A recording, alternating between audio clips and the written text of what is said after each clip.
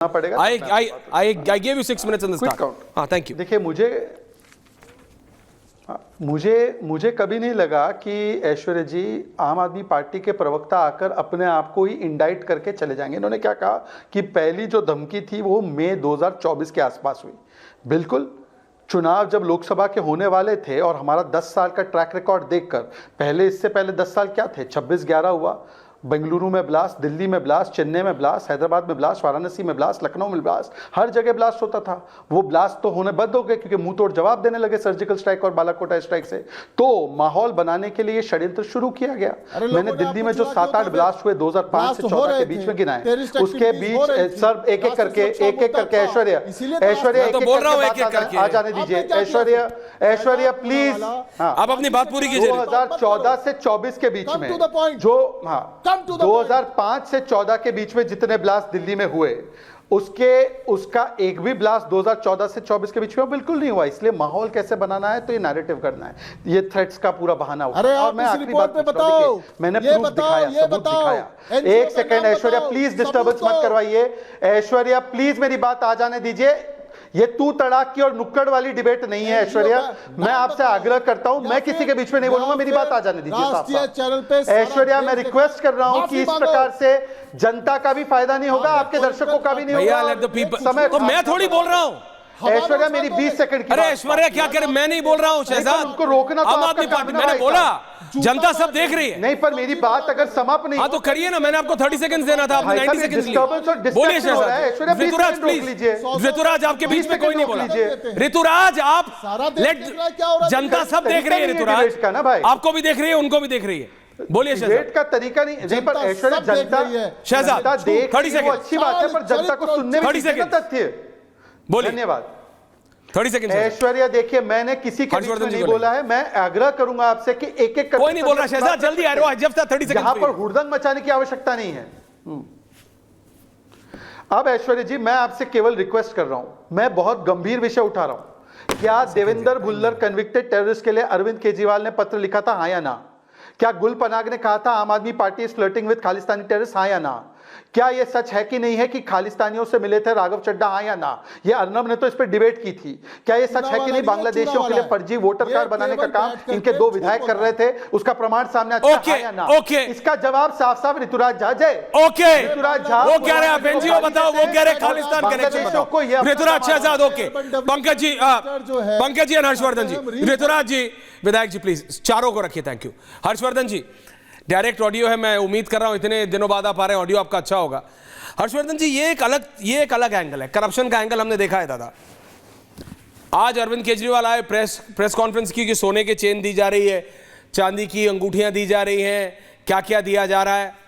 मेरे को कुछ मतलब भौचक्का नहीं करा। मैंने कहा ठीक है भाई, इलेक्शन से पहले होता है। हर्षवर्धन जी, ये आप भी जानते हैं, पंकज जी भी जानते हैं, हम भी जानते हैं, ये दोनों बैठे राजनेता भी जानते हैं। कंबल, दिल्ली के लिए शराब तो कोई नई चीज रही नहीं, या तो ऑफिशियली पेटी पे पेटी फ्री हो गई। लेकिन बॉम्ब स्केयर, जहां बच्चे जाते हैं, स्कूलों को बम से उड़ा देने की धमकी जो दे रहे हैं, उनका पॉलिटिकल कनेक्शन, ये बिल्कुल दिमाग खराब कर देने वाला है। मेरे पास और कोई शब्द नहीं है बोलने के लिए, दिमाग खराब कर देने वाला है हर्षवर्धन जी। पॉलिटिकल कनेक्शन ऑफ टेररिस्ट, ये तो दिमाग खराब है। नहीं, निश्चित तौर पर ऐश्वर्या जी, और जिस तरह की घटनाएं हुई वो अपने आप में बहुत चौंकाने वाली हैं। दिल्ली में या देश के दूसरे हिस्सों में अभी बड़ा अच्छा लगा, ऋतुराज जी बड़ा अच्छा आज रिसर्च करके आए थे, देश के अलग अलग हिस्सों की बात की। लेकिन ये भी सच है कि अरविंद केजरीवाल जी और आम आदमी पार्टी ने इसको बड़ा मुद्दा बनाया कि देखिए कानून व्यवस्था पूरी तरह से ध्वस्त हो गई है। ये सच है कि पिछले 10 सालों में बम धमाके, आतंकवादी घटनाएं वो कम हो गई हैं। लेकिन पिछले कुछ समय में अचानक ये जो जिसको कहते हैं ना कि कुछ बड़ी तेजी में शुरू हुआ। अब कई बार होता यूं है कि कुछ एक जिसको कहें कि जो पैटर्न दिखता है उसमें आप पकड़ पाते हैं, कई बार पैटर्न नहीं दिखता है। अब मुझे नहीं पता है कि ये जो आरोप प्रत्यारोप लग रहे हैं, और जो उनकी जो मधुप तिवारी की प्रेस कॉन्फ्रेंस थी वो मैंने भी सुनी, उनके हवाले से जो आया है वो ये कह रहे हैं कि एक 12वीं में पढ़ने वाला बच्चा है, एनजीओ से रिलेटेड है, और उस एनजीओ में उसके पिता काम करते हैं, उसने वो भेजा, और फिर वो वीपीएन की बात कर रहे हैं। मतलब जिस तरह की बात है वो बेहद खतरनाक है। अब सवाल इसमें कई खड़े होते हैं। एक तो ये कि क्या इस एनजीओ की जिसकी बात की जा रही है उस एनजीओ के काम करने का इलाका सिर्फ दिल्ली है, वो एनजीओ किस क्षेत्र में काम कर रहा है, और अगर आप बच्चे का नाम नहीं डिस्क्लोज करना चाहते हैं तो भी जिस तरह का सिक्योरिटी कंसर्न है, नेशनल सिक्योरिटी का कंसर्न है, उसमें कुछ तो जानकारी लोगों को पता होनी चाहिए। और मेरी समझ में एक बात और नहीं आ रही है, ये दुर्भाग्यपूर्ण है, लेकिन मुझे केपीएस गिल का एक बयान याद आता है, और मैं कह रहा हूं कि जब तक मैं बोल रहा हूं तब तक अभी जो लोग भी ये शो देख रहे हैं रिपब्लिक भारत पर, वो सर्च करके खोजें। केपीएस गिल ने कहा कि ये जो नई आम आदमी पार्टी आई है, जब पहली बार गई थी ये पंजाब के चुनाव लड़ने, तो जब से आई है तब से खालिस्तान समर्थक गतिविधियां बढ़ गई। केपीएस गिल ने ये नहीं कहा कि ये लोग कोई उनके साथ क्या कर रहे हैं या नहीं कर रहे हैं, ये बाकायदा ऑन रिकॉर्ड है, और अगर कोई चाहेगा तो मैं उसकी आपको जो प्रेस उनका आया था रिलीज, वो भी मैं आपको जारी कर दूंगा। लेकिन क्या ये दुर्भाग्यपूर्ण नहीं है कि एक पार्टी इस अंदाज में राजनीति करे और दूसरी पार्टी इस अंदाज में उसके ऊपर आरोप प्रत्यारोप लगाए? हम लोग दिल्ली विधानसभा चुनाव के समय जिस जिस तरह के आरोप प्रत्यारोप देख रहे हैं, जिस जिस तरह से एक दूसरे को देशद्रोही और जाने क्या क्या, अजय माकन ने देशद्रोही तक बोल दिया था, अरविंद केजरीवाल ने परवेश वर्मा को देशद्रोही बोल दिया, कौन सी राजनीति हम करना चाह रहे हैं? और दिल्ली के स्कूलों में इस तरह की बॉम्ब थ्रेट अगर आ रही है और उसके पीछे अगर इस तरह की मंशा है, मैं तो समझ नहीं पा रहा हूं कोई बच्चा इतना कैसे, कोई मतलब इतना कोई विशेष हो जाए, इतना उसके मन में जहर भर जाए। अब यह भी बड़ा खतरनाक है। और अगर ये प्लान तरीके से है, मैं अब तक इस पर पूरी तरह से, चूंकि हमारे पास कोई जानकारी नहीं है, हम लोग तो जो सामने है फैक्ट उसकी एक एनालिसिस कर सकते हैं।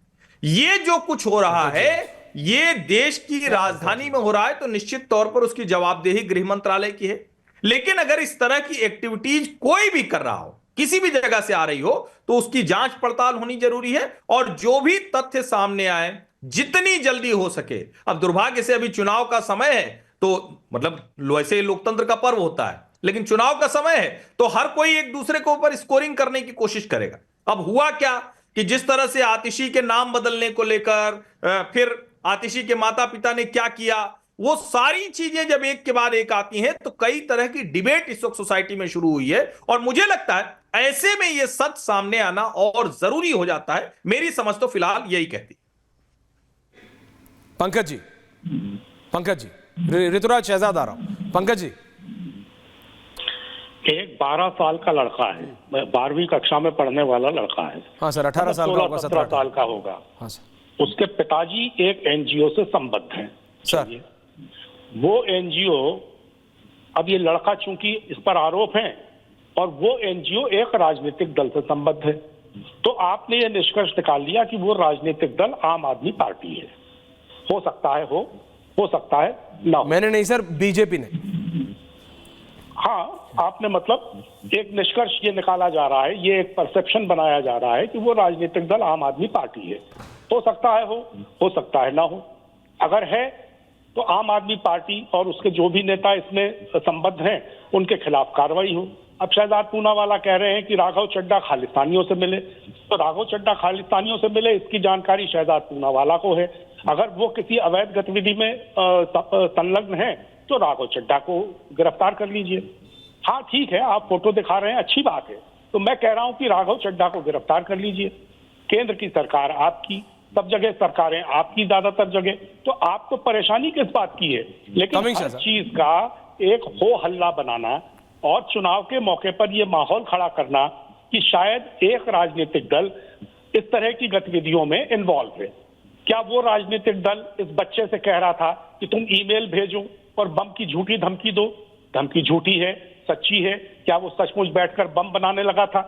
अरे इस देश में आतंकवादी गतिविधियों में संलग्न रहने के कई आरोपियों को कई राजनीतिक दलों ने टिकट दिए, लोकसभा में लाए, पूरी तरह ऐसे तत्वों को संरक्षण दिया जिन पर इस तरह के आरोप थे।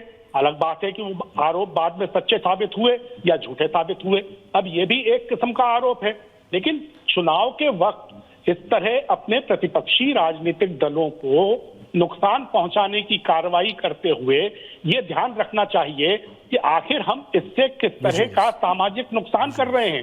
पूरी चुनाव प्रक्रिया पर, पूरी उसकी आचार संहिता पर हम किस तरह की उंगलियां उठा रहे हैं।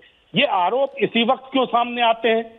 और जब अगर दिल्ली पुलिस ने ये बात कही कि उसका एक राजनीतिक दल से संबंध है उस एनजीओ का, तो दिल्ली पुलिस की ज्यादा जिम्मेदारी है बजाय भारतीय जनता पार्टी के या किसी और के कि दिल्ली पुलिस इसको स्पष्ट करे कि वो एनजीओ कौन सा है। आखिर उसका नाम लेने में दिल्ली पुलिस को क्या हिचक है? बच्चे का नहीं, मेरे को लगता है कि अरोड़ा साहब, the Delhi police commissioner, was a very senior officer of Tamil Nadu काडा, उनके पास होगी जानकारी।